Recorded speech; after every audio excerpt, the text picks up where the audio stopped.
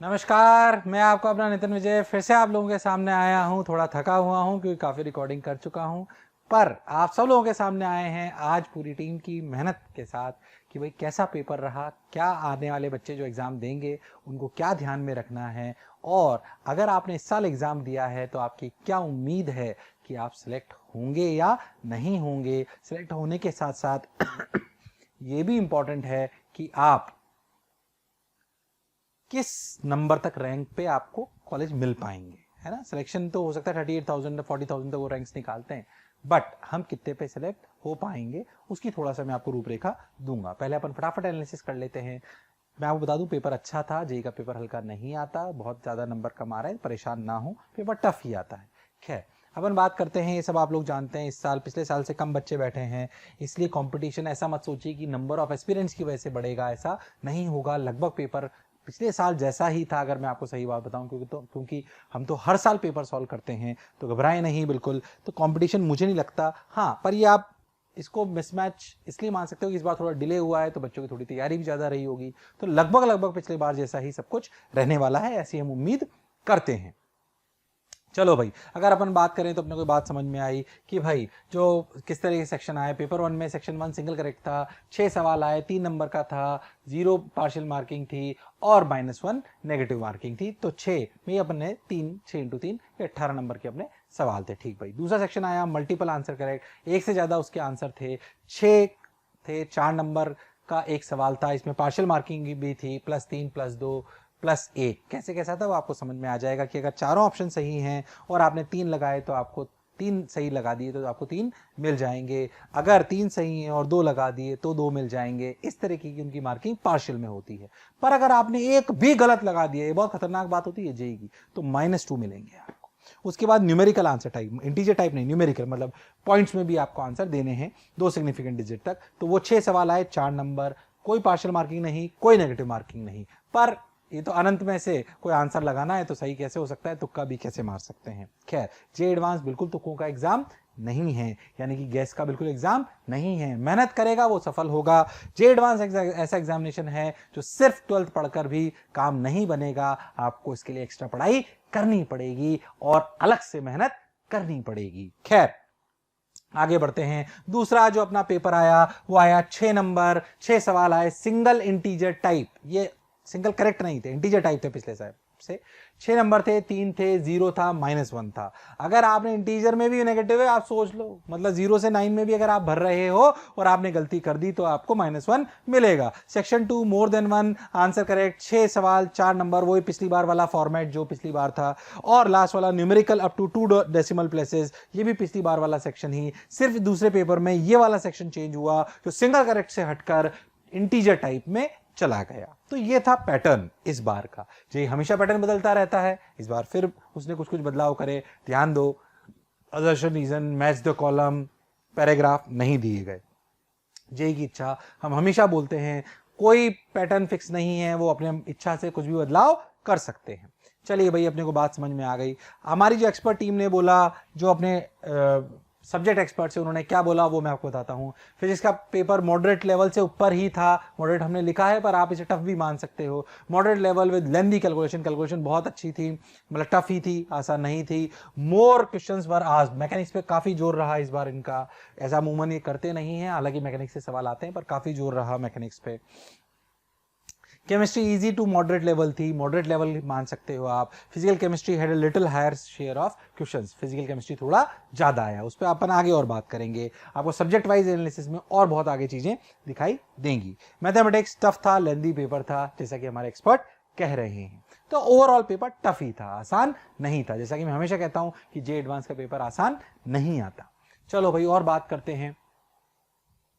अगर अपन बात करें, चलो भाई आगे चलते हैं। देखो भाई, क्वेश्चन फ्रॉम 11th कुल मिला के अगर अपन बात करें तो 49 11th से आए और 12th से आए 59। बार बार मैं कहता हूं, भले ये 59 थोड़ा ज्यादा दिख रहा हो, भले ये 59 थोड़ा ज्यादा दिख रहा हो, पर आपको ये बात समझ में आनी चाहिए कि ये भले ये 59 ज्यादा दिख रहा हो, पर ये बात समझ में आई कि 59 तभी कर पाओगे जब ये 49 करने की क्षमता हो, यानी कि 11th की तैयारी अच्छी हो, तभी ये 59 भी कर पाओगे। ऐसे मत सोचना जो भी मेरे को पहली बार सुन रहे हैं या जो नए बच्चे तैयारी कर रहे हैं कि भाई 12th पढ़ लो 60% पेपर तो हो ही जाएगा। नहीं, वो 60% करने के लिए भी आपको 11th का बेस स्ट्रांग होना चाहिए। खैर, तो 108 सवाल में से ये आपको कहानी थी आपकी 11th और 12th। ठीक भाई, उसके बाद अगर अपन बात करें तो सब्जेक्ट लेवल किस किस तरह के सवाल आए, इजी, मीडियम और डिफिकल्ट। टोटल 36 सवाल तीनों में थे। फिजिक्स में अपन इजी बोल सकते हैं 9। सही बताऊं तो जिसको हम जेईई मेन में टफ बोलते हैं या मिडिल बोलते हैं, उसको जे एडवांस में इजी बोल देते हैं।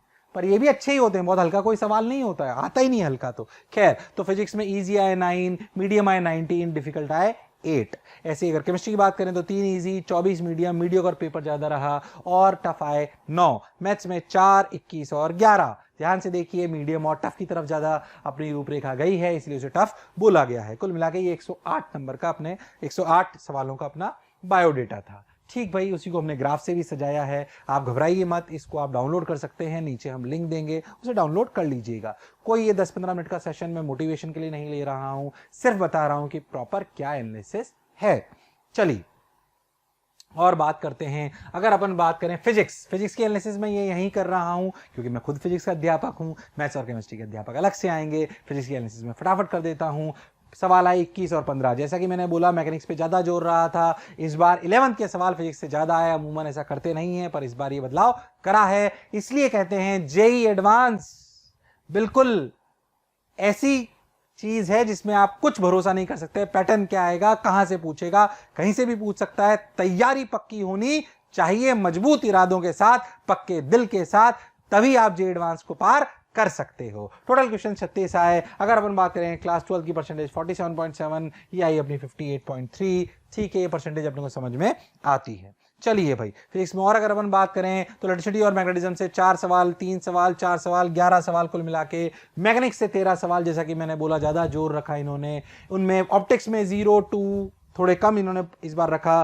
थर्मल फिजिक्स और मॉडर्न फिजिक्स में मुझे आश्चर्य हुआ कि इन्होंने इतना कम कैसे पूछा, जनरली ये पूछते हैं, पर इसका शेयर इस बार मैकेनिक्स खा गई। ऐसा ट्रेंड नहीं देखा जाता, पर ये इन्होंने इस बार करा। बाकी जितने भी चैप्टर हैं उनसे एक सवाल आए, बहुत कम, एक सवाल आए, बहुत ज्यादा वेटेज नहीं था। मैकेनिक्स पे इन्होंने काफी फोकस करा। फिर भी मैं कह रहा हूं इस ट्रेंड को देखकर आने वाला प्रेडिक्शन नहीं करा जा सकता, क्योंकि आप पिछले साल का अगर ये चार्ट देखोगे और हमारी एनालिसिस देखोगे जो इसी तरीके से बनी हुई होगी, तो आपको एक काफी बदला हुआ नजर आएगा। इसलिए इसको देखकर प्रेडिक्ट ना करें, ये इसी साल की एनालिसिस है। क्या मेरी बात क्लियर है? हाँ भाई, बहुत बढ़िया। चलो भाई, ये बात अपनी हो गई। अगर अपन बात करें, ओहो हो, ये तो बहुत काम की बात है, जे एडवांस क्वालिफाइंग। ये लास्ट ईयर की minimum percentage of marks in each subject, जो लास्ट ईयर का था और जो लास्ट ईयर की कट ऑफ थी, जनरल ओबीसी। अच्छा, ये कट ऑफ का मतलब ये नहीं है इतने बच्चों तक की उन्होंने रैंक निकाली थी। 35% वाले को कॉलेज मिल गया हो, आईआईटी, ये जरूरी नहीं है, पर ये ऐसे कट ऑफ थी। बोलो क्लियर? लास्ट ईयर की कि जनरल की 35%। मिनिमम परसेंटेज मार्क्स आप सब लोग जानते हो कि भले आपके 35% आ जाएं, पर अगर आपके इससे कम नंबर रह गए किसी एक सब्जेक्ट में, तो भले आपकी परसेंटेज 40 हो, पर आपका नंबर नहीं आएगा। ये वो कट ऑफ है। बोलो क्लियर? और ये परसेंटेज में कट ऑफ है। फिर कह रहा हूं जिनकी ये परसेंटेज आ रही थी, उनकी रैंक आएगी, उनको कॉलेज मिल जाएगा, इस बात की गारंटी नहीं है। कॉलेज जनरली अगर अपन जनरल रैंक में बात करें तो 10,000 तक की रैंक तक के बच्चों को मिल जाता है। तो इस बार हमारा क्या प्रेडिक्शन है और लास्ट ईयर वो किस तरीके का था उसे समझे। पिछली बार लगभग ये ट्रेंड था कि कितने नंबर पर, अच्छा नंबर पिछली बार कम थे, इस बार थोड़े से नंबर बढ़ गए हैं, तो उसके परसेंटेज के हिसाब से हमने निकाला है इस साल का हमारा प्रेडिक्शन कि 10,000 रैंक लगभग उस बच्चे आएगी। 10,000 रैंक मैंने क्यों बोला? क्योंकि 10,000 रैंक वाले बच्चे का कॉलेज मिलने की संभावना पूरी है। जनरल कैटेगरी में मैं बात कर रहा हूं। अगर आपके 145 के आसपास नंबर आ रहे हैं, 140-45, तो आपको कॉलेज मिलने की संभावना है। हो सकता है कि आपको 90 या 100 पर ही, 90 के आसपास नंबर पर ही आपकी रैंक आ जाए, पर कॉलेज मिलने की संभावना आपकी इस पर है। तो 140-145 अगर नंबर आ रहे हैं तो आप अपने कॉलेज के सपने देख सकते हैं। अन्यथा अगर आप 12वीं के साथ हैं तो एक बार और तैयारी करिए। बार बार कहता हूं, ड्रॉप लेने में कोई तकलीफ नहीं है, दीजिए, कोई बुराई नहीं है। ड्रॉप क्या हमें लेना चाहिए, इस पे भी मैं वीडियो बना चुका हूं। कई लोग बोलेंगे क्यों ले, टाइम खराब होता है, पर मैं व्यक्तिगत रूप से मानता हूं ड्रॉप लेना चाहिए, क्योंकि मैंने खुद ने भी लिया था, सिलेक्ट हुआ, और मुझे लगता है कि मेरे जीवन के कई वाइजेस्ट डिसीजन में से वो एक है। खैर आगे बढ़ते हैं। अगर अपन चले तो अपन ने 145 की बात कर ली, 368 हाईएस्ट है, ये वेरी कर सकते हैं, पर लगभग ये ट्रेंड हमारा होना चाहिए, ऐसा हमारी पूरी एक्सपर्ट टीम का और हमारा प्रेडिक्शन है। आशा करता हूं कि आपको आज की एनालिसिस समझ आई होगी। छोटा सा वीडियो बनाया है बिना ज़्यादा टाइम खराब करे, पर आशा करता हूं कि आप हमारे सॉल्यूशंस भी देखेंगे और हमारे साथ बने रहेंगे। इतना प्रेम बनाए रखने के लिए बहुत बहुत धन्यवाद। और अगर नंबर कम आ रहे हो तो घबराइए मत। बार बार कहता हूं कि ये एक एग्जाम आपके जीवन की सफलता या असफलता का तय नहीं करता। हाँ, एक ये सफलता की सीढ़ी जरूर हो सकता है, पर आपके जीवन में नंबर भी कम आ रहे हो और आगे अटेम्प्ट भी नहीं देना हो, तब भी घबराएं नहीं। बहुत एग्जाम्पल ऐसे हैं। अभी लास्ट में भी मैंने भी एक वीडियो बनाया था, सर एग्जाम से डर बहुत लगता है, या और भी बहुत सारे मैंने मोटिवेशनल वीडियो बनाए, उनमें मैंने ऐसी कहानी सुनाई अपने दोस्त की भी, जो भले सेलेक्ट नहीं हुआ हो, पर वो वास्तविकता में जीवन में बहुत अच्छा करा, क्योंकि उसमें दो चीज़ों की ललक थी और दो क्वालिटी थी, मेहनत करने की और ज्ञान अर्जित करने की।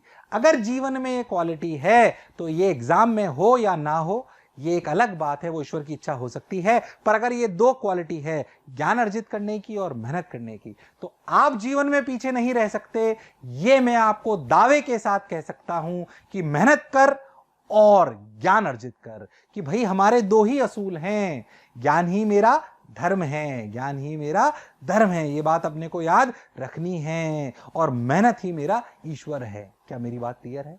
इसमें कोई शक वाली बात नहीं है। तो ईश्वर और धर्म दोनों से जुड़े रहें और आगे बढ़ते रहें, इसी आशा और उम्मीद के साथ कि मुझे सुनने वालों का सभी का रिजल्ट अच्छा आ रहा होगा, आपके अनुरूप ही आपकी जो आकांक्षाएं थी एग्जाम को लेकर वो पूरी हो रही होंगी। फिर से एक बार हमारे साथ बने रहने के लिए बहुत बहुत धन्यवाद। Thank you.